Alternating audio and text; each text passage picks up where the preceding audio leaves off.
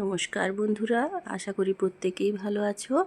আমার শখের হেসেলের আরেকটি নতুন ভিডিওতে তোমাদের সকলকে স্বাগত জানাই। এই গরমের দিনে কি বানাবো ভাবছো? বাজারে খালি পটল আর ভেন্ডি, তাই দিয়েই খুব সুন্দর রান্না করে দেব। চলো দেখা যাক, এমনভাবে ভেন্ডি বানাবো বাড়ির সবাই চেয়ে চেয়ে খাবে। এইভাবে একবার ট্রাই করো। দহি ভেন্ডি কেমনভাবে বানাচ্ছি চলো দেখে নিই। এই দহি ভেন্ডির জন্য আমার লাগছে কিছু কচি ভেন্ডি, সেগুলো একটু লম্বা মাপের কেটে নিয়েছি।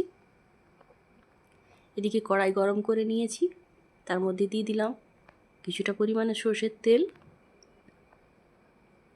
সর্ষের তেলটা গরম করে ধুয়ে কেটে রাখা ভেন্ডিগুলো এর মধ্যে দিয়ে দিলাম। এগুলো হালকা ভেজে নেব।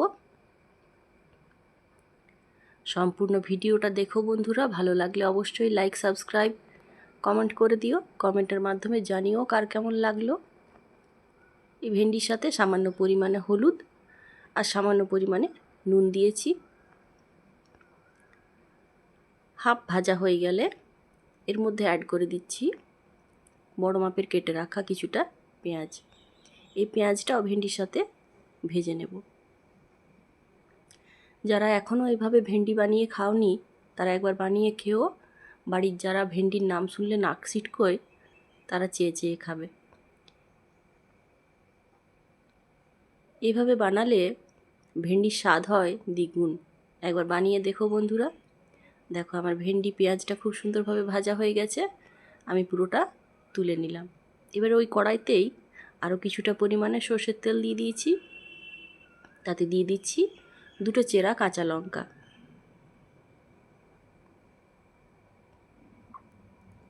এর সাথে আমি অ্যাড করছি আদা রসুন পেঁয়াজের পেস্ট। এটাও হালকা কষিয়ে নেব। এবার আমি এর সাথে অ্যাড করব পরিমাণ মতো হলুদ, পরিমাণ মতো ধনে গুঁড়ো, পরিমাণ মতো জিরে গুঁড়ো, আর দিয়ে দেবো কিছুটা পরিমাণে কাশ্মীরি লঙ্কার গুঁড়ো। দিয়ে মশলাটা বেশ ভালোভাবে কষিয়ে নেব।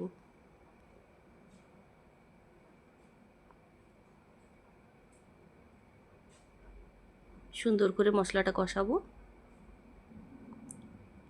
দেখো মশলাটা বেশ ভালোভাবে কষানো হয়ে এসেছে, তেল ছেড়ে দিয়েছে। এখন আমি এর মধ্যে অ্যাড করে দেব আগে থেকে ফেটিয়ে রাখা কিছুটা টক দই। টক দইটা এর সাথে অ্যাড করে আর একটু কষিয়ে নেব।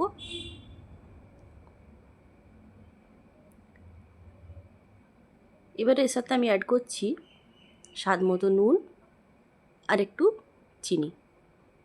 সামান্য পরিমাণে চিনি দিয়েছিলাম অতিরিক্ত টকটা কাটানোর জন্য।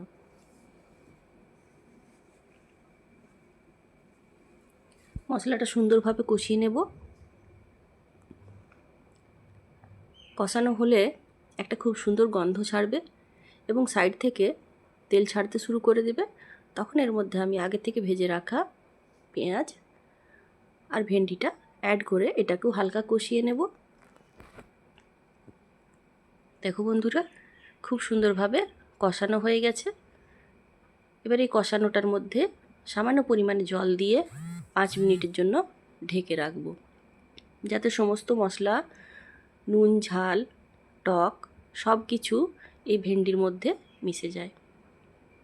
দেখো জলটা কমে এসেছে, এবার একদম শুকনো শুকনো করে নামিয়ে নেব। দেখো পরিবেশন করে দিয়েছি। কেমন হয়েছে অবশ্যই জানিও বন্ধুরা।